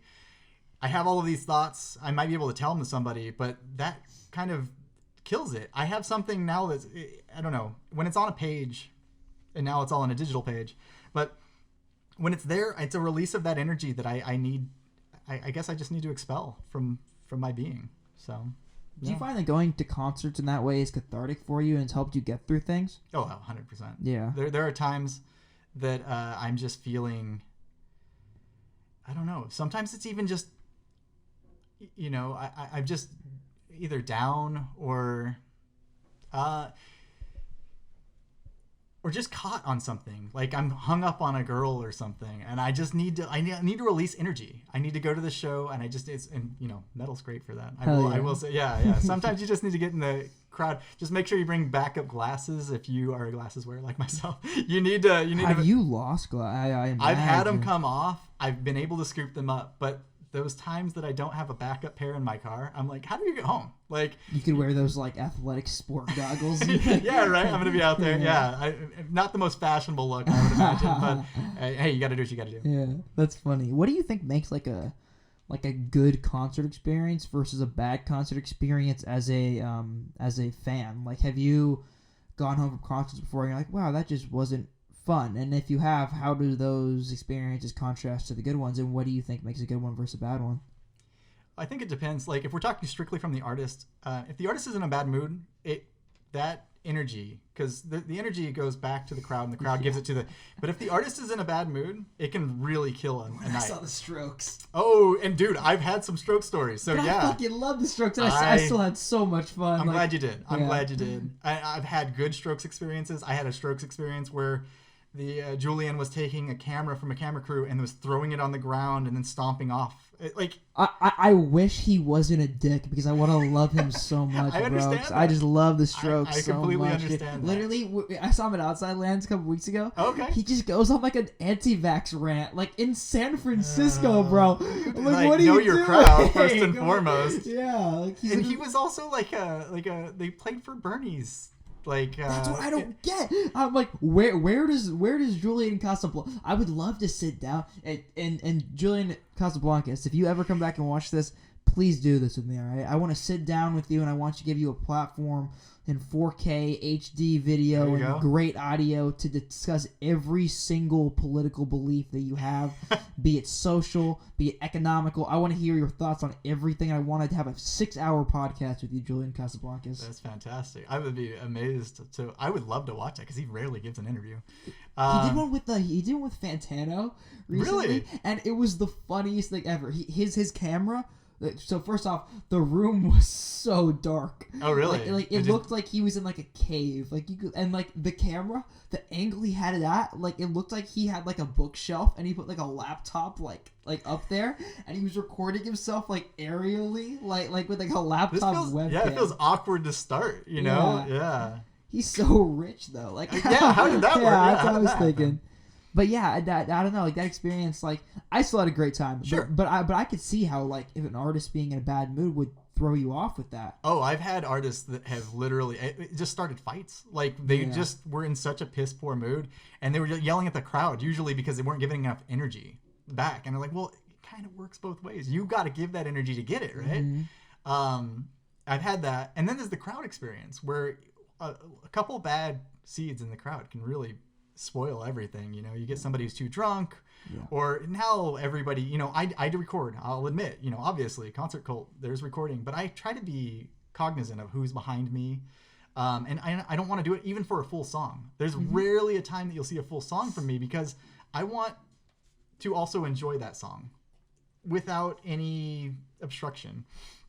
So I think about that, but there are so many times now where I just see this the entire time. And I'm like, well, what was the point of being here? Was it just to capture it and so that you could tell your friends and post that? Who's going to watch an hour-long video of a concert? Nobody. No one. I can't get anybody to watch a 1-minute video. So good luck with your hour. Yeah, it's just, that's frustrating to me. And there are times where you see a really happening art, like an artist that everybody wants to capture. And I understand that energy. I'm like, oh my God, Tyler. Yeah. Cameras the entire time. Millennials. Yeah, there you go. People my age. Yeah. But I mean, I get it. I understand it. It's just unfortunate it can take you out of the show. Yeah. That makes sense. When you say that, this is an interesting question. I think if you, so I know earlier we were talking about that you started Concert Cult to get into shows for free. Yeah. And I know there's a financial hurdle and there's all these other obligations, etc. But have you ever considered trying to get a press pass and then shooting Concert Cult footage from like backstage, etc.? Or is that, I would imagine maybe that might be hard for you as a true-blooded like concert fan, right, where you'd want to be in the pit, you want to be GA, but how do you balance the world of being a concert fan and then being a Concert Cult creator? Well, for the Concert Cult creator part, I'm doing everything from the perspective of the fan, and that's literally because of budgetary reasoning. I don't have any. I'm shooting off my phone. Every video I have is off of my phone. I'm in the crowd, and you're seeing it from my perspective. So I always try to get it as best I can. And I think there's been a couple of people who approached me and said that's what I like about it, is it's kind of guerrilla. It's a little bit. Yeah. It's rough around the edges. The music I listen to is a little rough around the edges. There's a little bit to that, but I want to step up. I was talking to you before we started recording about cameras. I'm more interested in that. There is the financial hurdle, but I want to do all of that. About the press pass thing, I've reached out a couple of times, and I had one venue reach back to me, and then they're like, "What is this?" And I was like, "It's Concert Cult. It's this thing I'm doing. I write. I try. Culture, believe. Yeah. No, I'm a cult leader, and I will get you to obey by my command. No, it's nothing like but no, it was nothing like that. They were just like, "Is it just this Instagram thing?" And I tried to point them to the website, but the website's kind of laughable. So part of that for me, it just. I guess it's my own insecurity about my lack of funding and what I use to actually shoot the videos. I don't feel like I'm adequate enough to do. But I need to get over that. And I need to start approaching for, more of a professional look to Concert Cult, I suppose. Maybe. I get it. But I do think that there is some, because I personally, I love what you're doing right now. Thank you. I think I would love you. I think I would love what you're doing equally if you begin to, shoot from backstage. But I think my draw to it is that it's so guerrilla, because I think a lot of that appeals to people who love to go to concerts and love seeing other people go to concerts and love to see the love of concerts. And like, I think one thing I can relate to in that sense is when Above the Bridge was in its like really, really early stage. Like if you go back, I think the first video on the Above the Bridge YouTube channel is it's just I'd call them live music highlights, and literally it was just like me going to concerts, and then I would like just record shots on my phone and then chop up the what I liked and then post them. I dug those. Yeah, really liked it? Yeah. Thanks. But I was like, obviously something we kind of moved away from, but I think what I liked about that was the idea that it was like from the perspective of the fan. Like I think that does add a relatable element to it. Yeah, at least I've fooled myself into thinking that, but I have gotten feedback from people. Like it makes me feel like you've created a community in which I love concerts, and I'm seeing it from a perspective that I'm familiar with. And it's just, there's something about that that's relatable. Maybe it's just, I don't know. I kind of enjoy that little bit of rough around the edges, and I don't like things when they're too polished. So. Yeah, I mean, even your music. I mean, my music fan. Exactly. That's interesting. So someone obviously that goes to as many shows as you do and has been to as many shows as you do. How did you cope with losing shows during the pandemic? Like, was there anything? Just crying forever. Was there anything that you tried to like replace it with, or was there just no replacement? I read so many books during that time, and I always read, but like this was like unhealthy amount of consumption of books. Like I was just I don't know if it's a thing. Probably not. I was smoking a lot of weed at the time too, but I don't know if there's too much weed either. Maybe not. But that's kind of what got me through. I was just reading and also music. Obviously it gave me more time to dabble into it, But I found almost that I was listening to less music during that time because it just kept reminding me of the shows, and I wanted to go. Yeah, anything I could. In fact, Shut Ups, when they were doing a live stream, I was their one guest. They were like, "Come out. We're gonna live stream. You can be there. Just pretend like your crew." And I was like, "Yeah." That's so sick. Yeah, so that was cool. I got to do one show during the pandemic, and I'm so forever grateful for that. That's so cool. Yeah. Where was that? That was at the Ivy Room in Albany. That's really cool. Yeah. That's sick. How do you feel with the whole live stream concert thing?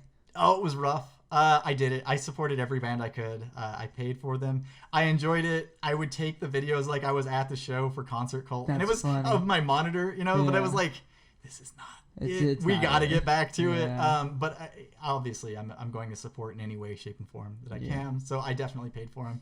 And it was as good as we were going to get for a while. So I was grateful that they were even there. I think it's so sick that you're so supportive of local music and bands, man. I think it's awesome. Thank you. Yeah, that's one of my main passions is making sure that they're not just viewed as local. Every band's local until they're picked up and made global, right? I like that idea. Yeah. Green Day is local to here. Yeah, yeah, exactly. Green Day, AFI, all of these started here. Rancid. Yeah, literally. Yeah, that's funny. Yeah, I don't know. I think of like, I like how you said that.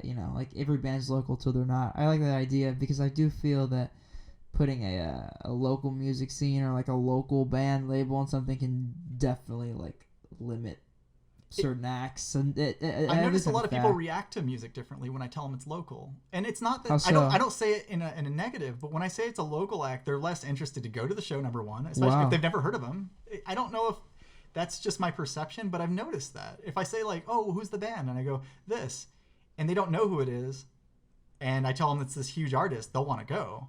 But if I tell them it's a local, they're less likely to. I wonder if that's because people are less inclined to look for new music through live music.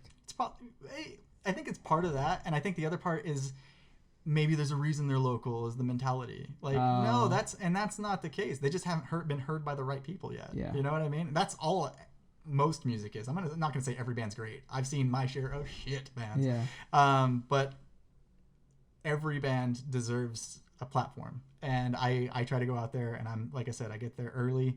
I don't care what show it is. I will see every band on the bill as long as I can get there and get parking and get to the venue in time. That's why I love festivals so much. Oh, it's fantastic. That's why I love festivals because I'll go and I'll watch I mean if there's acts I haven't seen, I don't stray away from those. Those are the ones that get me excited because it's like I can go and see what these people are about. Here's the problem that I have with festivals, though. I'm not to brag, but I listen to so much music that there's always the conflict, and I'm just like, oh my god, where do I go? Yeah, dude, I feel that. Woe is me. I have too many bands to see. I love festivals. I feel that. I had to make a decision between Rufus Du Sol and Boy Pablo a couple weeks ago, and what was the choice? It was Boy Pablo. Good call. Yeah, but it was hard. I imagine. Yeah, but no, I can relate to that for sure. Yeah, I found some really cool bands through festivals, man. Have you done the whole festival thing a lot, or are you into it as much as regular shows? These days. Like I said, I've got a physical problem with me that kind of limits my time that I can actually move around. So festivals are a little daunting. I did go to the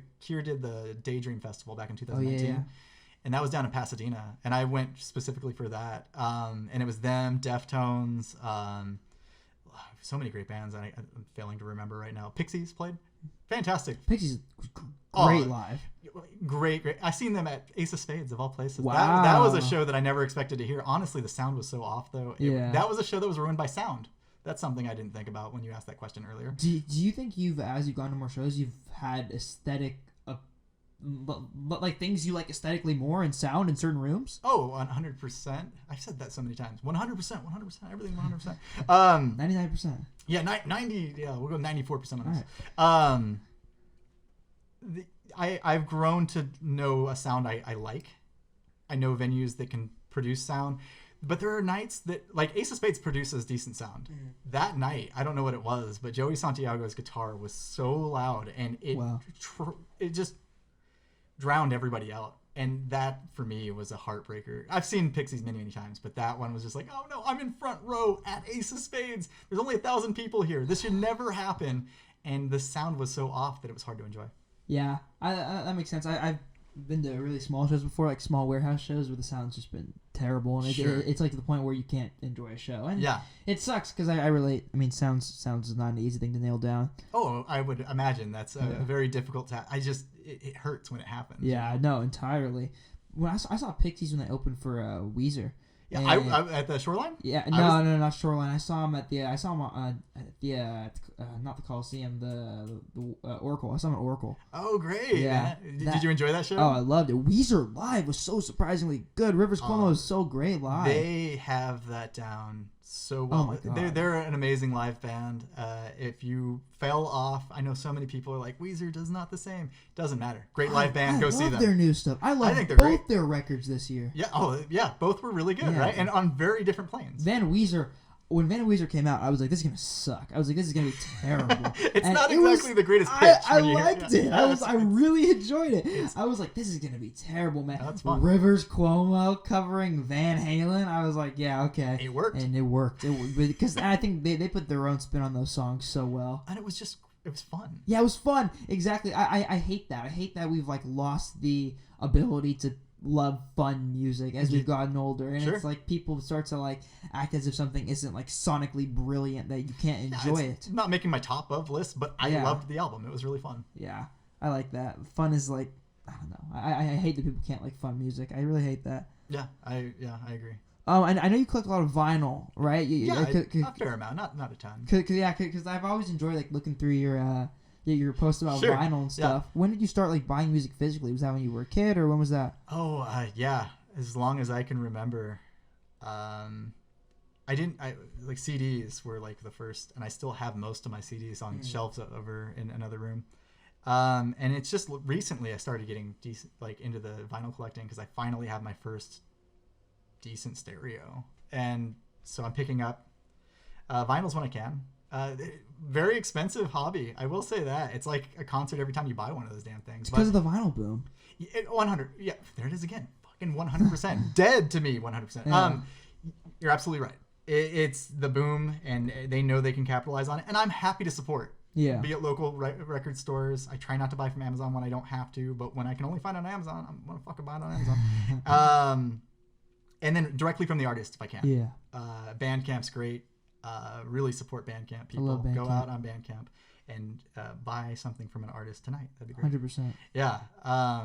But my whole life, honestly, I there was a period where I kind of started going digital only, and then I heard how little they were getting paid on Spotify. I said, I can't morally do this any longer. So I get that. yeah. I also think that, I think it depends on the record, but I think there's some records that sound better on vinyl. I really believe, I'm a big believer in that. Like, Sure. one record I got on vinyl that just blew my mind compared to the studio version of, well, not the studio version, but the streamed version of the album was Bon Iver's Forever Ago.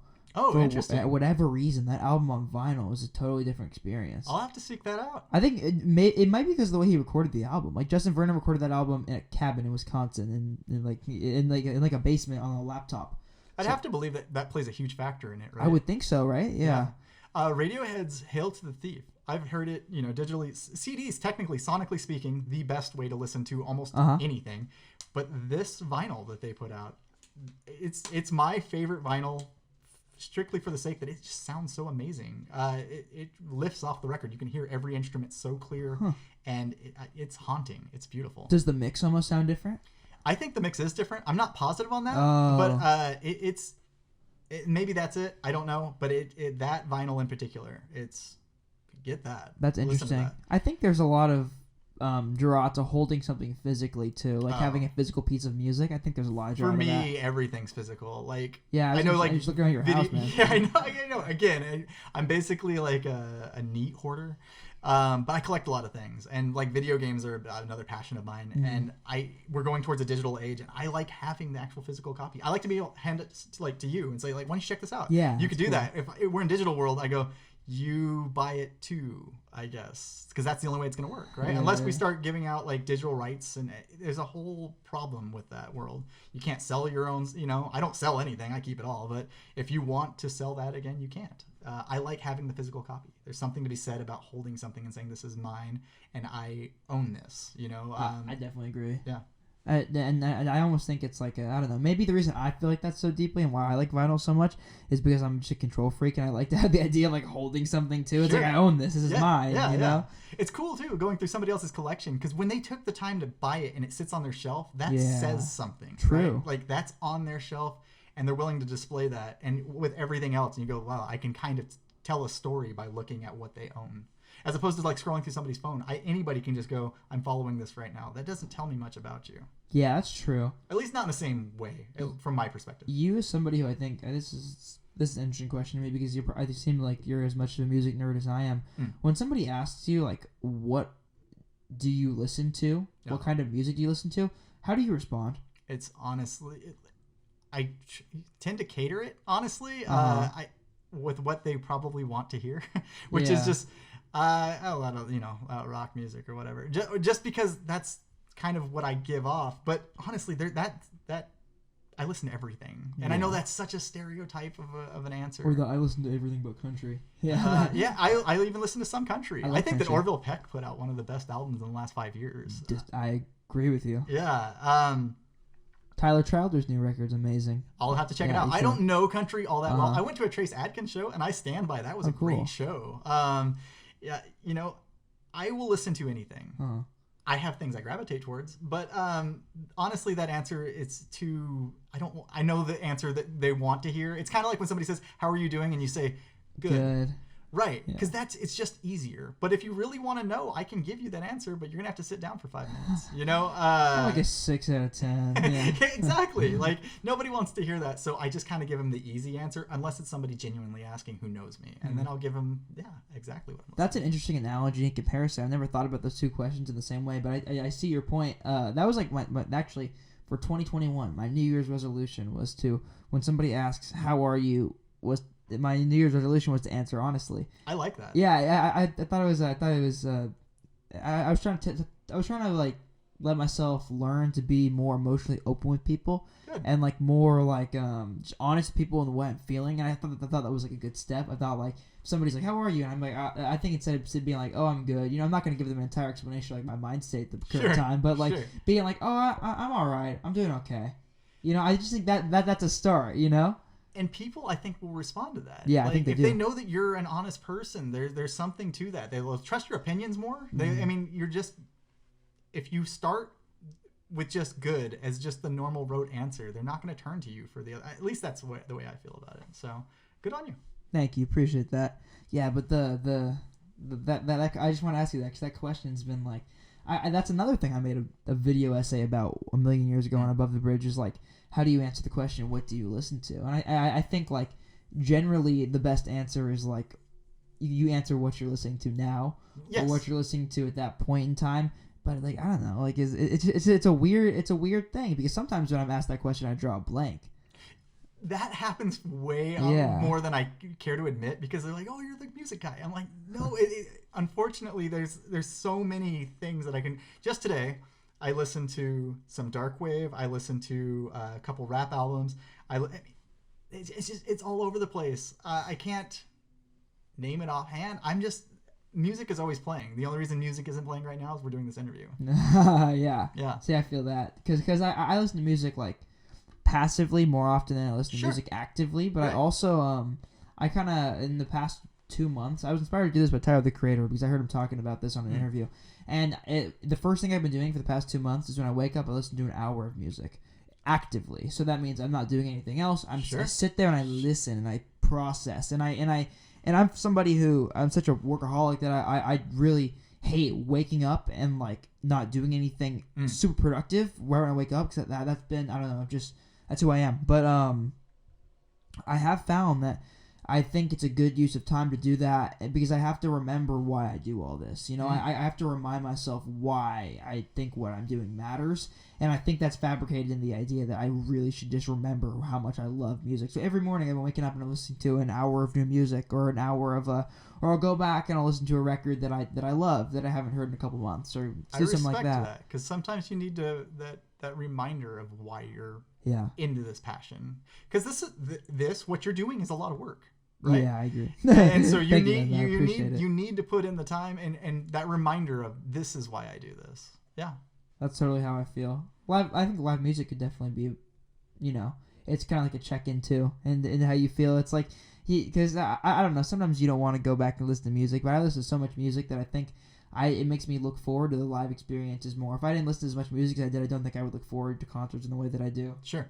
Yeah, that's something I can definitely relate to. One thing that I really wanted to ask you about, Sure, because I think you'll have an interesting perspective on this. Yeah. As someone who's been to as many concerts as you, I'm sure you've heard the news and the latest and the ASTROWORLD tragedy. Sure. I would love to hear your take on what went wrong and why, because I think you'd have a really interesting perspective on this. Okay.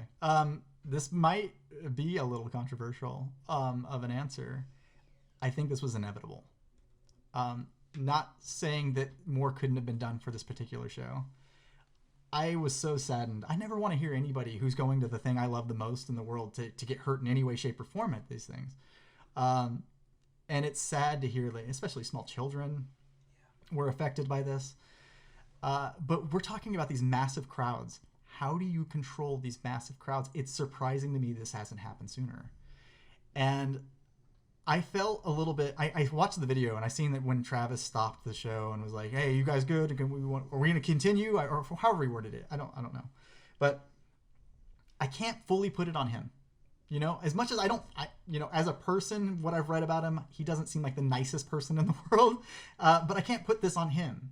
I've gone to many shows. I was just at Aftershock Festival. We're talking about festivals, and that's a larger, heavy rock metal show. And I'm there for Metallica, and I'm within 100 feet of the stage, and I feel the crush.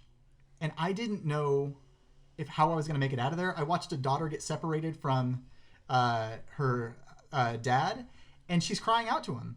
And I didn't know, how to come out of that. And just knowing what I felt in that moment, in that fear of, what, I can't breathe at times. This was going to happen, and I don't really know the answer. Maybe we put, barriers in between, and on problem with that, we put barriers and set them in every few hundred feet or whatever it is. I guarantee Ticketmaster is going to commodify that and turn that into pricing tiers and everything else. They always will. But if it means the public health, I guess I'm for it. It sucks. It sucks it's come to this. So do you think so you don't think there are that many things that could have been done to avoid it in that particular circumstance? I think there's a couple of bands that have adopted something that I enjoy. Throwing up a sign of some sort where the fan. I like that. It's brilliant, right? If you actually throw up a physical hand sign and you get enough crowd to do it to know that there's something wrong. This is a universal sign for there's something wrong. And bands have actually encouraged them. They'll tell that somebody will come out to the stage and say, if something's wrong, please put up the X, and everybody knows this and shares it so that it can get to the front of the stage. Because if you're in a crowd, a sea of people, and you have light shining down in your eyes, I don't know that you're going to be able to spot just a single section, something going wrong. There's clearly he did see something. He being Travis Scott, he's seen something. I wish more was done at that time. I wish they had more security to save those people. It's sad that the camera crew didn't respond. They were climbing up and crying out that there are people dying down here, and they basically just shrugged them off. No, I'm going to continue filming this. A lot of things went wrong at this show, but unfortunately, I've kind of expected this for a long time. I think the thing with the hand signal, right, and I think this is probably true with almost any solution you could think of. You're always, I think it's a great idea, but I think you'd have assholes that would make jokes about it and stuff. But that's almost inevitable. That's the tough part, right? And I've definitely come to that conclusion in my head too. How do you get around that? People are going to do it, and you just stop the show, and then the shows are just going to be ruined, right? Mm-hmm. I don't know that there really is a true tried and true answer that's going to help outside of, like I said, you put barriers so many feet back, you're probably not going to see people dead by trampling. That will help. But Ticketmaster, if you're listening, fuck you if you're going to commodify on that, because you're garbage people. That would be awful, and especially if that provided a potential solution to the problem and they decided to prioritize their profits. If anything has taught me, if I've learned nothing else from Ticketmaster, they care nothing more than profits. Yeah. Where I dissent, I think, in this particular circumstance from where I think something could have been done better. I think the problem, right, I've looked into this scenario a lot. I actually had friends that were there, and I have everybody come out okay. All good, yeah, all good, all good. But and I've heard a lot of stuff about the situation. I've read a lot of stuff, and to me it seems like what the problem was that Travis Scott went on Twitter and he encouraged people to sneak in. Like, not encouragement. That's where it started. His wording was like more or less like, "Oh, we're sold out, but the real ragers are still gonna get in." And that brought my brain to a place of thinking like, okay, I think rage culture can be a good thing in shows. I think it can be a lot of fun. Sure. But you have to understand, and this isn't a hip hop only thing. I hate when people are saying this is a hip hop only thing. It's the dumbest thing ever because they're just so. I just gave you a metal reference. That's what I'm saying. It's all show. It's all show. It's not a hip hop thing. Right. But I think when we're talking about like rage culture and physically having fun, there needs to be a limit. There has to be. You can't be encouraging people to sneak into your shows so you're a couple thousand people over capacity and then people are going to get crushed and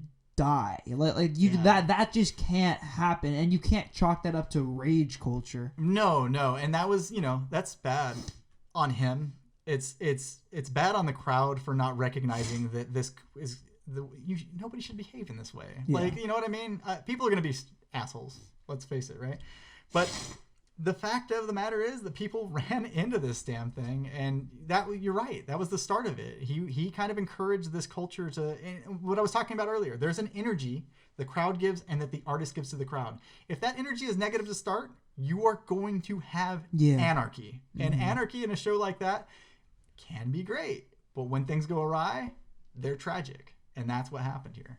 And what worries me is that he's such a influential figure in not only the fan world, but the industry at large, that I think people are seeing what he did with the ASTROWORLD tour. And I mean, credit on him. It looked like, and I didn't go, but it looked like an amazing tour. It looked great, yeah. What he did with the ASTROWORLD tour and taking that model and, I mean, maybe it's going to change now. But before, they were taking that model and kind of trying to recreate it and like, oh, okay, how can I make a hip-hop show as punk rock as possible? Yes. And then how can I encourage this rage culture that then can fabricate injuries, but I'm not really encouraging violence, but I kind of am. And it scares me that model might be recreated. Yeah, and honestly, we live in a world where things happen, and it was spoken about so prominently for like 2 weeks, and now it feels like there's silence over the ASTROWORLD thing. And that's scary to me because nothing has changed.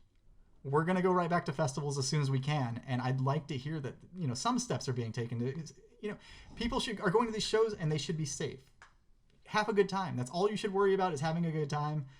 And unfortunately, I don't see anything being done. So I would like for something to be done, and I appreciate you bringing this up. Yeah, it's something that I thought you'd have an amazing opinion on. And heck, another thing I'd like to ask you about, have you been to shows since then? Have you been to any shows? I went to a show like the next night, and it was definitely... I was going to say, because I went to a show a couple days after as well. And you felt something, right? You felt something, for sure. Yeah. Yeah, no, it was that haunting feeling of like... Are we okay here? Yeah. Is this so? Yeah. And I wasn't in a venue that was very large, but there's still that thought of like how many things. My head started going in weird places. Like, are we taken care of? Are we being thought of here? Yeah. That's something that sticks with me to this day. It's definitely weird. And I mean, I was at Bill Graham. Oh, that's a fairly large... a couple days after, and I saw Cardi, and he's and this is why I think my mind went to this place. He's an artist that certainly was influenced by that ASTROWORLD tour, if not punk rock at large, and that show that was arguably one of the most violent shows I've ever been to. Like it was cool, it was whatever. I mean, like everybody was all good, no, but it wasn't a bad thing. Yeah, but it was probably the most violent show I've ever been to, and because it was just like, it was sold out, and it was just sea of people pushing, and it was like, but it wasn't like pushing and like normal push. It was like more pushing than I've ever experienced, and it was to the point where like I saw like multiple fights at that show, and it felt like tensions were high because of the ASTROWORLD thing, and then it got me thinking about like, okay, I hope this changes the future of live music, but I hope it changes the future of live music in a good way and not in a way where people are afraid, because I don't want people to be afraid of concerts. I don't either. I want everybody to feel like it's a good time and a place they're taken care of, but that is going to take organizers stepping up and doing something about this to ensure that we have checks put in place for when something goes bad, because you have that many people, things will eventually go bad. So we need to make sure that, hey, there's these safeties put in place that we can take care of it and nobody's going to get seriously hurt. I just feel like this isn't being taken as much as I feel like this is being taken more as a media blitz than it is a reminder that we need to be safe and a impetus to change something. And that sucks. I couldn't agree more, unfortunately. I wish that venues were looking at venues and organizers and promoters were looking at structural, procedural things that they can change post the aftermath of this tragedy that would actually like change the future of concerts at large. And I wish that was this tragic scenario has been taken like that. I wish it was thought of as a catalyst for change, but unfortunately, it doesn't look like that's going to be the case. Well, we're going to keep talking about it until somebody does something. Yeah. So that's our role, right? 100%. Yeah. All right, we'll wrap this up in a little bit. One more thing I want to ask you. Of course. What do you think is your? Do you have one memory at a show that you think trumps every other memory at a show you've ever had? Like one thing that pops into your head that meant more to you than any other experience you've had at a show? Yeah, I'm going to take it back to there was a Flaming Lips concert I went to, and I don't know if you're familiar with their music. But their shows, if you've never been to one, go. I will just say that right out of the gate. I don't care if you're a fan, not a fan, doesn't matter. Go to their show. Every song's kind of like an encore on crack. It's just things are happening around you, and you're like not sure what to take in. It's like you're on drugs and you don't have to be. And he said something before the song, Do You Realize? And he was talking about how we're all going to pass. And he said, think about somebody near and dear to you who's passed in your life and think about them during the song. And it kicked into the song, and I was thinking about my gram, who means a great deal to me. The reason I wear this ring on this finger is my gram. And I thought about it, and it was just one of those cathartic moments where you're just sitting there and music just takes hold. I was in tears the entire time. It was the most beautiful thing, and I watched people who were doing the same. And yeah, it was just one of those impactful moments that will always resonate with me forever. Yeah, it's beautiful, man. Thank you. And I know what you mean. Like there's something I think physically and spiritually and emotionally that music can only be translated with through the live setting. And I think that's why I find what you're doing so valuable and inspiring, and I think you are giving people a great deal of value, and I just love what you're doing, man. Well, I will shoot that right back at you. You are doing amazing things for this community and doing things on levels that I am thoroughly impressed by in my little alcove that we're sitting in right now. You're kicking ass. I can't say enough good things. Follow Above the Bridge. Thank you, brother. I appreciate it. Tell them where to find you. Where can they see Concert Cult? How can they support you? Concertcult.net is the website. Give me some time. I need to talk to my buddy here, Dante, because it needs some help. But concert_cult on Instagram is where most of the work is being done right now. All right. Well, thank you, brother. I appreciate you sitting down for this. This is a lot of fun. Great conversation. Hey, thanks for coming down. All right, man. Thank you. Music matters.